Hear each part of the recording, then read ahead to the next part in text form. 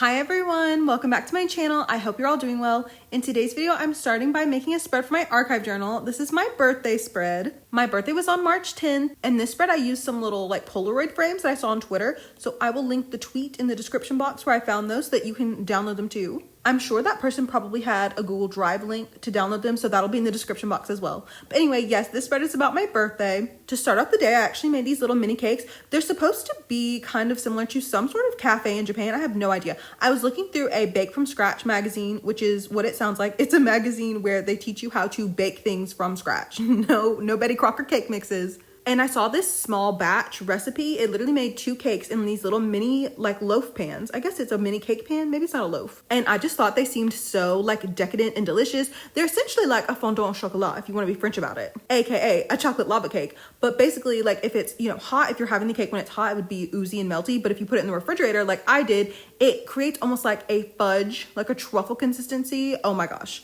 It was exhausting to make them, as baking always is. And also I don't have a little like fine mesh sieve strainer for my eggs, and that really perturbed me. That really was upsetting me deeply, but they turned out so delicious. It's not the kind of thing you can just sit down and eat in one sitting though. Absolutely not. I honestly think each little, each little loaf, each little pan was like a day's worth of calories. Not that it matters, but like that's how rich they were. I actually only ended up taking a couple of bites of one anyway because I had a different birthday cake to eat. My best friend came to see me on my birthday, which was so nice of her. She actually took off of work, I think the day of my birthday and the day before, just I guess to have options, which I was like, oh my God, girl, like you do not need to do that. But she had this gigantic birthday box for me full of presents. And also apparently the Nothing Bundt cakes just opened in our hometown, which is where I still live. I didn't even know it had opened. Like it was one of those things where it's like, they said it was going to open. It's in a weird place. Like it's not in a part of town I ever go to. I don't know why I would have seen it, that it was open. But anyway, apparently it was open and she stopped by and secretly got me a chocolate chip. Is that what it is? Chocolate chip bundt cake for my birthday. And she also had gotten a bunch of like the little buntinis. I'm new to the world of Nothing Bundt cakes. I don't know what they're called, but the teeniest ones. She got those for her family. So she got some for her mom and her brother. And so she gave my mom some of the other ones. I guess there's 12. So she gave my mom 3. She brought her a chocolate one, a red velvet one, and a lemon one. She thought the lemon one was vanilla. And my mom does not like lemon, so I did in fact get to eat the lemon one as well. They were so yummy. I don't know what I thought the frosting was on a Nothing Bundt cake, but it was like cream cheese. I actually really wish I'd known that they were gonna open by the time it was my birthday, because I would have signed up for an account and went and got a free bundt cake myself. But that's okay. I ended up eating half of it while she was here visiting. I blew out my candle. It was one singular candle. And yeah, I saved the other half for the next day. It was so yummy even the next day. And also, as I said, she brought me this literal whole entire box of goodies, of birthday presents. And they were all wrapped up in this Miffy wrapping paper. Oh my God, y'all. Miffy birthday wrapping paper. Oh my God. You know what? I'll try to like insert a clip of me like showing you everything I got. I think I forgot to film a couple of things, but I'll tell you about those too. But I also forgot to film the Miffy birthday wrapping paper, which I should have shown you. Like, where did she even get that? So the things that I forgot to film a clip of from my birthday box, one of the things was a sticker sheet. It was red panda stickers. They're so cute. I'm so sad that I left them in my drawer when I was going to film this. Granted, I feel like I can just take a picture and insert them in the video anyway. And then the other 2 things were, I guess, technically from her boyfriend, question mark. He got me a measuring tape. That's sort of an inside joke, not between me and him, but like with me and her anyway. And he also got me like a Costco size box of Quaker chocolate chip and also peanut butter chocolate chip granola bars. I don't know if I'll eat the peanut butter ones, but I definitely appreciate that. You know what? Speaking of her boyfriend, this is supposed to be about my birthday, but speaking of her boyfriend, my best friend does this thing where like if someone's calling her, she'll like let me listen to the call too. I really want her to stop doing this. I don't know how to say that out loud to her in words, but I knew at some point I was going to hear something about myself that I did not like. And her boyfriend now, twice, this has happened twice. He's been like, are you on the phone with Sheree? Not knowing that I'm literally listening to their conversation, which by the way, like he did not consent to me listening to their conversation. And the other time I think he was like, well, I'll let you get back to talking on the phone to Sheree or something like that. And the tone of it, I don't like the way he said it. I don't know what I'm supposed to take from that. I don't know. Like it just makes me feel yucky in general. Like I don't necessarily want to be a fly on the wall. It was one thing like when her dad would call her, because her dad, a mess. But like, I don't like hearing her conversation with her boyfriend, her little brother as well. Last night, her little brother called her and he said the F slur. her. And like that has deeply disturbed my spirit. Now I literally woke up this morning thinking about the fact that I heard that yesterday. Anyway, this spread is about my birthday and I really did have a nice day. I'm so thankful, so grateful that my best friend brought me so many fun goodies. If I had to pick favorites from everything she got me, I would say number one, the little Miffy blind box was so fun. I love to open a blind box because I would never spend money on something like that myself. And number two, the murdle. Oh my God. I feel like I could talk about myrtles in a whole completely different video. Like it has taken over my life. Also, what if I told you there was a BL story in the myrtle? I know it's like, if you're pure of heart, yaoi is everywhere if you look hard enough. But like literally, what if I told you there was a BL story in the myrtle? It's so much fun. Anyway, my birthday spread is now finished. The next spread, which is also the last spread in today's video, unfortunately, but it's mainly because I knew I was going to talk a lot for my birthday spread. But this spread is for a BL manga. No, this is not a BL manga, actually. I'm so used to saying that. This spread is for a manga series I read called Myther. I keep wanting to pronounce it Myther, but in the story, it says that the word Myther comes from the word mythology. So surely it's pronounced Myther then, right? This is a seinen series, actually, and it's by Teki Yatsuda Teki. She's the mangaka who wrote Sleeping on Paper Boats, which I need to finish. I forgot that I haven't read volume 2 yet. I need to read that. She also wrote the Yakuza's Bias, which I've been really wanting to read. She just had like all of her work is just like 10 out of 10. So this series is science fiction. Before I even tell you about like the main character or anything, like I feel like I have to explain the world. So in this world, there is this technology called Myther. It's this wearable piece of technology. It goes over your ear and it connects to your brain. And it provides you the ability to have like essentially an alternate personality. They call it an if, as in imaginary friend. It's basically like a you but better sort of thing. And as long as you're using Myther under doctor supervision, it should be fine. However, in this world, a lot of people are illegally using Myther. They're getting their hands on illegal Myther, and it's causing a lot of adverse side effects. It can cause you to be sick for like using it for too long. Like you can get like nosebleeds and stuff. It can also cause you to essentially battle for supremacy over like who's in control of your body.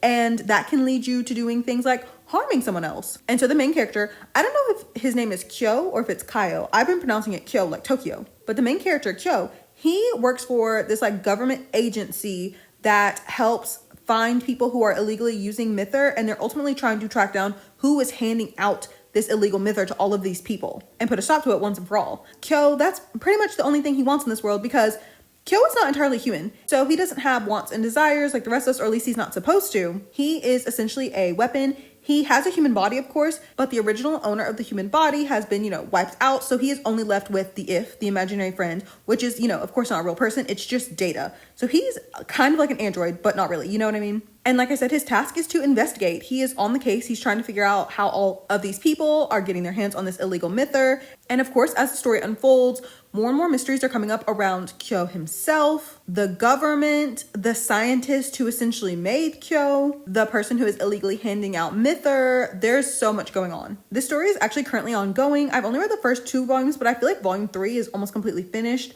but I'm not sure. Maybe by the time I post this, I'll have read the 3rd volume. I don't know. But as of right now, this review is just for the first 2 volumes. I love it. It is so good. It's so interesting. If you like, what is that movie with Ryan Gosling? The remake, Blade Runner. If you like that sort of vibe, like a very noir, I guess that's what I'm thinking, like a very noir sort of science fiction, you will love this. It's always gloomy and rainy in the city, which I feel like that's such like a nice, not a nice atmosphere, but a perfect atmosphere for this sort of story. And then, you have a shady government sort of agency, people that you're not sure if you can trust them or not. Also kind of just like a look into a bunch of different characters. Like Kyo is human, but also not really. He has such a fun relationship with his handler, his retainer, Sataki. They have like a very brother and sister relationship that's so funny. There are a lot of really cool, really good action sequences. This would actually be the perfect animated movie. I guess depending on how long the series goes on, if it's more than 3 volumes, I don't know. I feel like then it would have to be like a series, but yes, this would actually be such a good movie. Just in general, this should be animated. And also, of course, because this is Teki Yatsuda, like so much more is happening intellectually. There's so many interesting like words that are connected to each other. I think even just like the way the Myther looks, it kind of looks like a human, like an embryo. Vanitas being mentioned in a story that's, about what does it mean to be human, especially with all this technology and the way that the technology is adapting. Like human lives are so short, but what does it mean to die? What does it mean to die in a society where they have a technology that literally allows you to have another person's personality inside of your head and they're not even a real person? I also love, like a Prometheus, Frankenstein, like, oh no, what have I done kind of thing. It's like the hubris of it all, the arrogance of it all to think that you can do this gigantic thing and it just have no negative consequences. Like, okay, sure.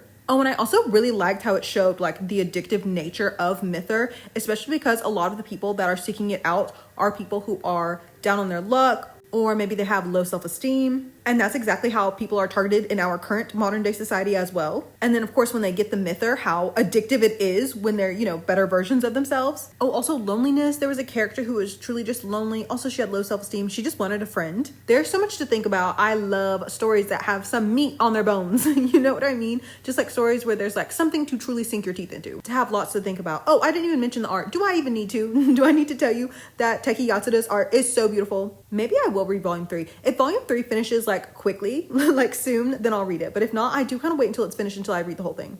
But anyway, now that this spread is finished, we can go put the spreads that I made today into my digital journals.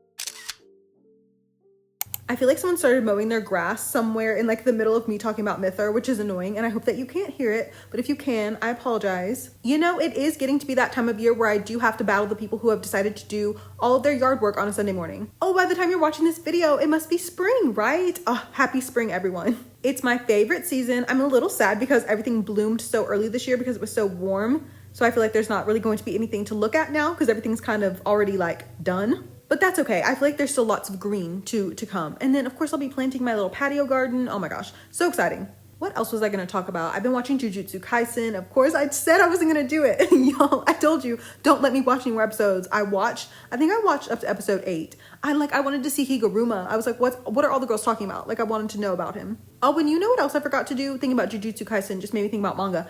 Last year in like September, I bought myself the first 2 volumes of Happy of the End because, you know, that's one of my favorite manga series, if not my favorite one. And I kept them in the plastic because I was going to unwrap them on my birthday and, you know, open them up, and I never did. Should I do that? Because, you know, it could be time for another reread of Happy of the End. I feel like I need to like reread it at least once a year. I just love the misery of it.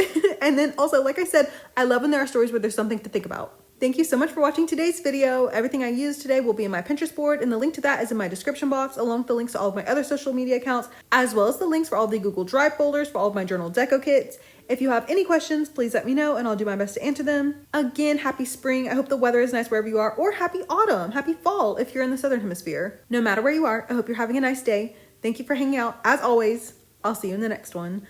Bye, everyone.